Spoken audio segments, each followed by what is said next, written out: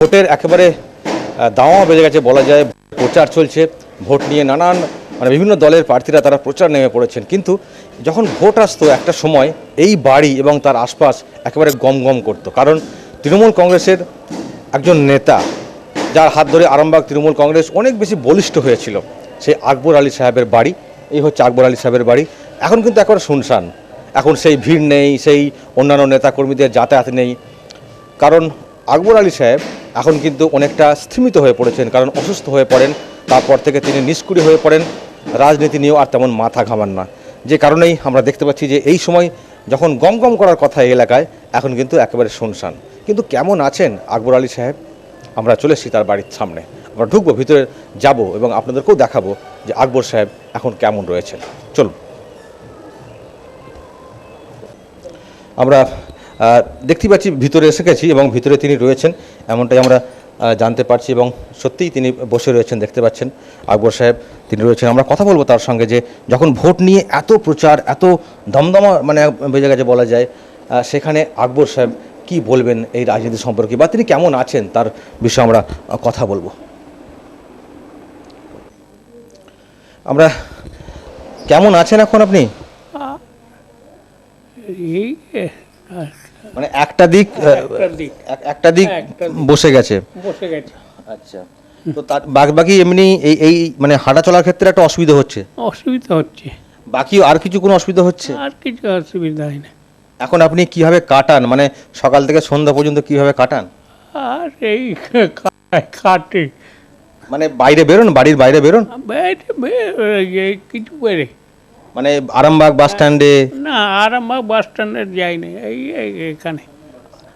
আপনার সেই যে অফিসটা ছিল আরামবাগ বাস স্ট্যান্ড চত্বরে, ওই কি হচ্ছে? ও দোকান করেছি। খুব ওখানটাই যখন যান, কারণ ভোট এলেই আমরা জানতাম যে ভোট এলেই আকবর সাহেবের বাড়ির আশপাশটা প্রচুর লোক আসবে, নেতাকর্মী আসবে, আকবর সাহেবকে মধ্যরাত পর্যন্ত ডাক পড়বে। এখন তার কাউকে দেখছি না। আর কি, আর নিজেই রাজনীতিতে সেভাবে নিজেই শেষ হয়ে গেছে। এখন খবর রাখেন যে তৃণমূল কংগ্রেস আপনার হাত ধরে অনেকটা স্ট্রং হয়েছিল আরামবাগে, অনেকটা করেছি। কিন্তু সেই তৃণমূল কংগ্রেসের নেতারা কি এখন আসে আপনার বাড়িতে? আসে বাড়িতে। ও কে আসে? আর চেয়ারম্যান আছে, ভাইস চেয়ারম্যান আছে, সব খোঁজ খবর নেন? খোঁজ খবর নাই। তো তৃণমূল কংগ্রেস একটা সময় মানে আপনাদের হাত ধরেই আরামবাগে একেবারে পরিপূর্ণতা লাভ করেছিল বলা যায়। সেই তৃণমূল দল এখন কেমন চলছে সেটা কি খোঁজ খবর রাখেন? হ্যাঁ, খোঁজ খবর রাখি। কেমন চলছে জানেন? হ্যাঁ, কেমন চলছে জানি। এমপি অপরূপা পোদ্দার তিনি আসেন, তিনি এখানে এসেছেন একবারও? হ্যাঁ, এসেছি, অনেকবার এসেছি। ওকে, যা খুব বেশি কথা বলানো যাবে না, কারণ ডাক্তারদের একটা বারণই রয়েছে যে বেশি কথা, বেশি স্মৃতিচারণা এসবগুলো বেশি করা যাবে না। আমরা শুধু আপনাদেরকে দেখাবার চেষ্টা করছি যে এই হচ্ছেন সেই আকবর সাহেব, যার কথায় একটা সময় গোটা আরামবাগ কাঁপতো বলা যায়।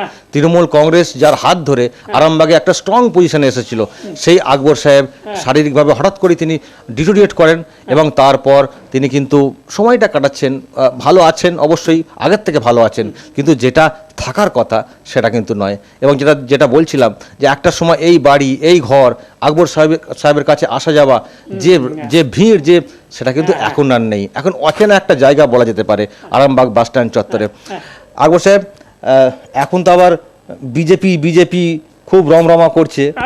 রমরমা করলেই সে হবে, শেষ হয়ে যাবে। বিজেপি আসবে নাকি? না না, বিজেপি আসবে না। মমতা ব্যানার্জিকে অনেক কাছ থেকে আপনি দেখেছিলেন?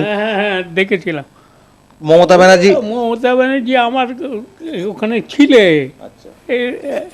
এসে বাড়িতে এসেছিলেন। আর তো এখন আর দেখা সাক্ষাৎ হয় না অনেকদিন। হ্যাঁ, দেখা হয় না। তো আপনি তো রাজনীতি করার পর আর ছেলেরাও তো কেউ রাজনীতি করছে না। ও আছি। ওকে, বুঝতে পারছেন যে সব কথা গুছিয়ে বলার মতো ক্ষমতা এখনো তিনি ফিরে পাননি বলা যায়। আকবর সাহেব অত্যন্ত ভালো মনের মানুষ, এবং যেটা বলা যায় এখন খবর কাগজ পড়তে পারেন? হ্যাঁ, খবর কাগজ পড়ি। পড়তে পারেন? হ্যাঁ, পারি। আচ্ছা, এমনি খাওয়া দাওয়া নর্মাল, নর্মাল, মানে আগের থেকে আরো ভালো কোনো? আগের থেকে ভালো, আগের থেকে অনেক ভালো।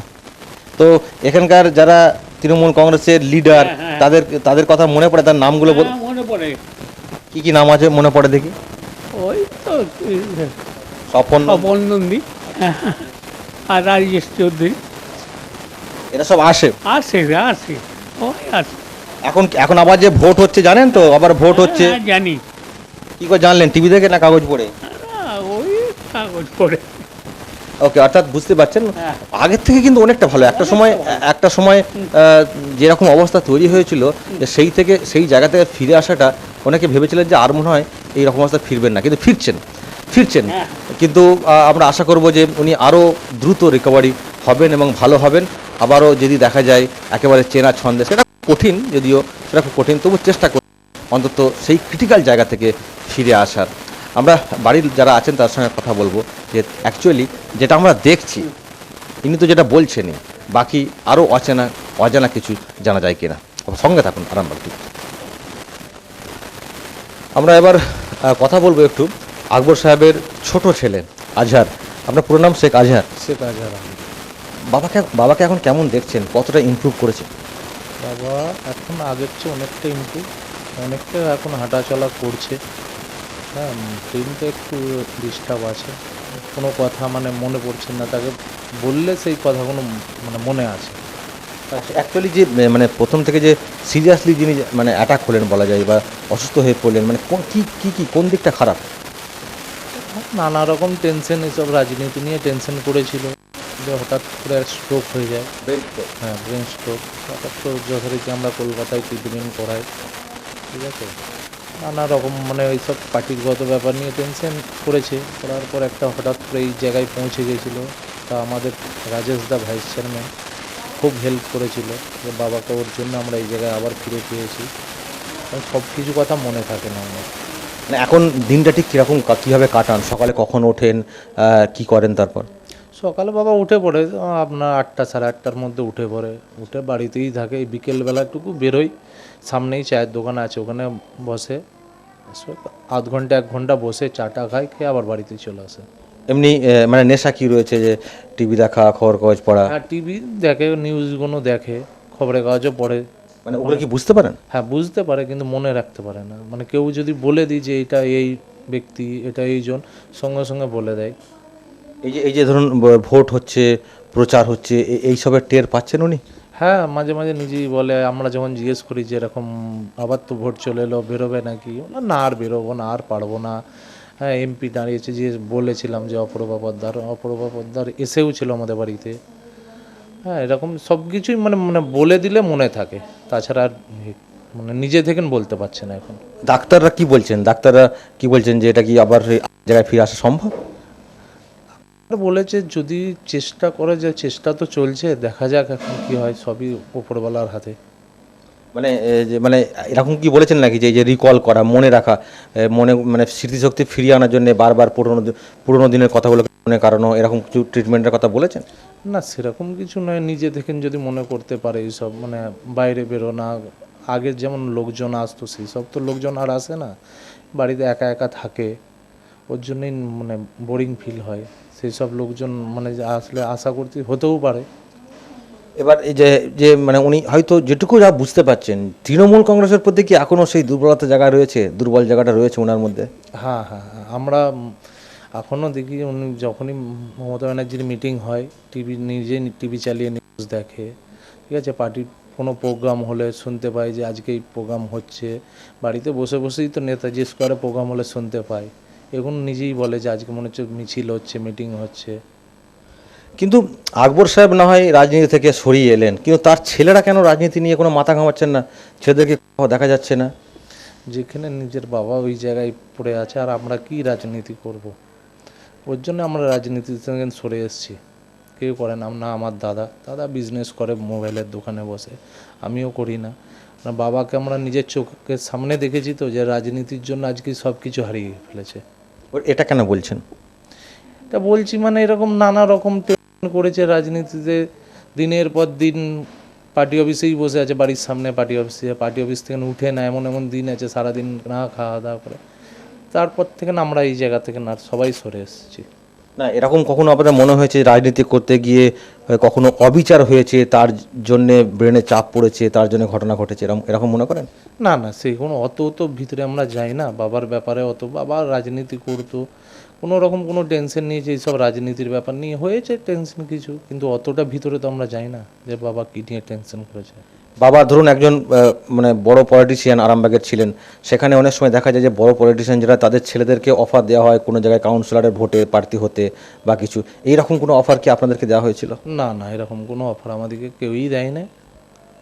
আপনার কি এটা এটা এটা মনে হয়েছে যে রাজনীতি থেকে সরে মানে রাজনীতিতে না যাওয়ার পেছনে আপনাদের, সেটা কি দলের তরফ থেকে অনীহা, নাকি নিজে থেকেই আপনাদের ইচ্ছে করলো না রাজনীতি করতে? আমরা নিজেরাই ইচ্ছা করে যাই না, কেউ দলের তরফ থেকে কিছু নয়। কেন আমাদের এখানে ধরুন যথারীতি চেয়ারম্যান স্বপন নন্দী যখনই এই পাশে যায় বাবার কাছে আসে।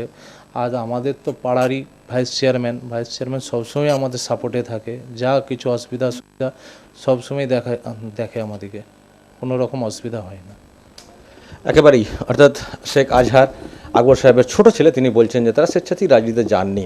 তো যাই হোক, এই বাড়িটার মধ্যে রাজনীতির একটা ছোঁয়া বরাবরই ছিল, কিন্তু নতুন জেনারেশন, তার ছেলেরা, তারা কিন্তু এখনও এ নিয়ে খুব একটা উৎসাহ দেখাচ্ছেন না। আমরা দেখি, কথা বলবো বাড়ির আর কার সঙ্গে কথা বলা যায় যে আকবর সাহেবের বিষয়ে তারা কি বলেন। এবার আমরা কথা বলবো আকবর সাহেবের স্ত্রী, অর্থাৎ শেখ আজহারের মা, তার সঙ্গে আমরা কথা বলবো। দিদি, কেমন দেখছেন আকবর সাহেবকে? ওই তো অসুস্থই তো আছে, আর কি দেখবো। আগের থেকে কি ভালো মনে হচ্ছে? একটু আছে ভালো, সুগার আছে, সুগার তো একটুও কমে না, টেনশন করে, ও শুয়ে শুয়ে টেনশন করে, ওই জন্য সুগার কমছে না। আজকেই তো বড় ছেলে সুগার পরীক্ষা করলো, 400 সুগার। শুয়ে সে টেনশনটা কিসের টেনশন এখনো? ওই সবই, ওই সব পার্টিরই টেনশন। আর দিদি, একটা সময় যখন ভোট হতো তখন এই বাড়ির পরিবেশটা কেমন থাকতো, কেমন লোকের আনাগোনা থাকতো আপনাদের? তখন ভালো ছিল, প্রচুর লোকজন আসতো এই বাড়িতে? প্রচুর। ওই গেট থেকে লোক কি হতো নি, এত লোক, মনে হচ্ছে মেলা বসতো। এখন আর কেউ নাই, ওই রাস্তায় গেলে দেখা হলো, কথা বললো, বাস। তখন কি এই কর্মী নেতাদের জন্য আলাদা করে রান্নাও করতে হতো বেশি করে এখানে? চা কের, ওই রাজেশ চৌধুরী কথা বলছে, পরোটা করেছো, পরোটা এসে খাচ্ছে, চা এসে খাচ্ছে। সে ঘরে সবসময় আসতো। মানে এই এলাকাটা পুরো গম গম করতো এই ভোটের সময়, লোকসভা ভোট যেমন এখন হচ্ছে, লোকসভা ভোট বাইরে যেমন প্রচার হচ্ছে, এই বাড়িটা কেন্দ্র করে তখন প্রচুর লোকজন আসতো। অনেক লোকজন ছিল, এখন আর কেউ নাই। এখন টের পাচ্ছেন যে ভোট আসছে বলে টের পাওয়া যাচ্ছে না, বুঝতেই পাচ্ছেন না? না, আমরা কিছুই বুঝতে পারিনি। লোক এলে জানলে তবে তো বুঝতে পার, কেউ আসেও নে, কারোর খোঁজও নাই। এই মানুষটা যে পড়ে আছে, কেউ খোঁজ তালাশ দিচ্ছে, কেউ লাই নাই। বাইরে বসে থাকে চায়ের দোকানে, দেখা হলো, হ্যাঁ বাস হয়ে গেল, আবার কি। চেয়ারম্যান, ভাইস চেয়ারম্যান, তারা তো খোঁজ নেন? আসে, দেখা হলো, ওই মিটিং ফিটিং করতে আসছে বাস স্ট্যান্ডে, দেখা হচ্ছে, ওর সাথে কথা বলছে। হ্যাঁ। এখনো কি, আপনি তো দেখছেন আকবর সাহেব, এখনো কি সেই রাতের বেলা মাঝে মাঝে শুয়ে শুয়ে মমতাদি, তৃণমূল কংগ্রেস, মাঝে মাঝে বুলি আওড়ান এখনো? টেনশনই করছে, এখনো করেন? ওইসব টেনশনই করছে, ওই জন্য মানে মাথা থেকে এখনো রাজনীতিটা বের হচ্ছে না? কিন্তু আপনাদের ছেলে মেয়েরা তো আর কেউ রাজনীতিতে গেলেন না, আপনিও কি চাইছেন না যে আর এসবে না থাক? চাইছি তো, কী করে করি, তো জামাই চলে গেল হঠাৎ পৌরসভায় চাকরি করতে করতে, কি মেয়েটার কত অসুবিধা হচ্ছে, এই তো ছেলেদের এই অবস্থা, কে দেখবে মেয়েটাকে। কতবার তো গেলু স্বপনন্দীর কাছে, রাজেশ চৌধুরীর কাছে, আমি কতবার গেছি, কেউ কিছুই করে দিল না। আর 1 বছর 1.5 বছর হয়ে গেল, বাপেরও ক্ষমতা নাই, বাপেরও পেনশন নেই, আর নেই, বাপ আর কী করবে। মানে দলটা যে এতদিন ধরে করেছেন বা আকবর সাহেব করেছেন, সেই অর্থে আপনি বলছেন যে কিছুই পাননি? যা করেছে সব বাড়ির লোকের জন্য, ঘরে কিছুই করেনি। এখন যে ট্রিটমেন্টের যে খরচগুলো, সেগুলো কীভাবে কী করছেন? সে আমি করছি, আমি কি করে করছি, ওই ছোট করেছিল এতদিন, শ্বশুর 2টো ঘর দিয়েছে না ভাড়া, ওই তা থেকে যা পাই করি, আর কি করব। বাড়িতে কে কে আছে আপনার আর ওনার? ওর ভাই আছে, ওর ভাইও সব কিছু দেখাশোনা করেন। না আপনার ছেলে মেয়ে কতজন কি বাড়িতে পরিবারের সদস্য কত? ওই তো দুটো ছেলে নাকি, মেয়ে একটা, দুটো বউ, দুটো ছেলে, আর এই যে এই একটার আমরা দুজন। মানে সেই অর্থে আপনি যখন তৃণমূল কংগ্রেস দলটা আসে তখন যে ভরা যৌবন ছিল বলা যায়, এত মানুষ ভিড়, আকবর সাহেবের এত নাম ডাক, সেই অর্থে এখন যেন মনে হচ্ছে সব কিছু একটা শূন্য, তাই তো? কিছুই নেই, সবই শূন্য।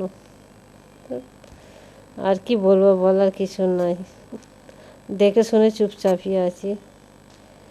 ওপরওয়ালাকে ধরে আছি, সে একদিন সাড়া দেবে, আর কি বলবো। নাহলে যা করুন, জামাইয়ের জন্য কতবার যা আশা করুন স্বপনন্দীর কাছে, যে ছোটোটা কি একটা কিছু করে দিক, না কিছুই দিলে না। এই মানুষটা মাস গেলিয়ে 3,000 টাকা করে ওষুধ, কোথা থেকে কী করছি কেউ খোঁজ নিচ্ছে। ওই নামাজে একবার এলো, 10,000 টাকা দিয়ে দিল, বাস হয়ে গেল। আর কি, স্বপনন্দী এলো, 5,000 টাকা দিল, হয়ে গেল। ওই যখন ওর সাথে দেখা হয় রাস্তায় 100, 200, 500 যখন দেয়। মানে এটা অ্যাকচুয়ালি সলিউশন নাই, তাই তো? মানে আপনি বলছেন যে পরিবারের পাশে থাকার মতো সেরকম কিছু নয়। আর কি বলবো বাবা, এই তো সব, এই রোগী দিয়ে কত কষ্ট আমাদের, সে ওপরওয়ালাই জানে। মানে উনি কি ভালো হচ্ছেন ধীরে ধীরে? আগের থেকে বেটার হয়েছে বলছেন, ছেলে তো বললেন। হ্যাঁ, আগে থাকতে না আছে, মনোজিৎকে দেখাতো পর থেকে ভালো আছে। মানে ওনাকে কি এখনো বড় কোনো ট্রিটমেন্ট করতে হবে, বাইরে নিয়ে যেতে হবে, এরকম কোনো পরামর্শ কি ডাক্তাররা দিচ্ছেন যেটা করতে পারছেন না পয়সার অভাবে? সে তো আমরা করতে পারিনি, সে তো পয়সা থাকলে তো আমরা তো করতুম। কি ট্রিটমেন্ট হচ্ছে না যে হওয়া দরকার ছিল? করা তো দরকার ছিল, বড় ডাক্তার। একবার পয়সা ছিল, একবার ব্যাঙ্গালোর নিয়ে গেলুন, আর পয়সা নেই, আর নিয়ে যেতে পারিনি। এবার মনোজিৎকে ধরিয়ে রেখেছি, আর কি করব। ওকে, আমরা কথা বললাম আকবর সাহেবের স্ত্রীর সঙ্গে। উনি হয়তো একটু ক্ষোভের কথা জানালেন যে একটা সময় যেভাবে দলটাকে নিয়ে এসেছিলেন আকবর সাহেব আরামবাগের তৃণমূল কংগ্রেসকে, সেই তুলনায় দল যখন ক্ষমতায় এলো তারপর কিন্তু তার সেই অবদানটা যেন কোথাও একটা ভুলে গেছে দল, এমনটাই আক্ষেপের কথা শোনালেন তার স্ত্রী। ক্যামেরায় জাভেদের সঙ্গে শফিকুল ইসলাম, আরামবাগ টিভি।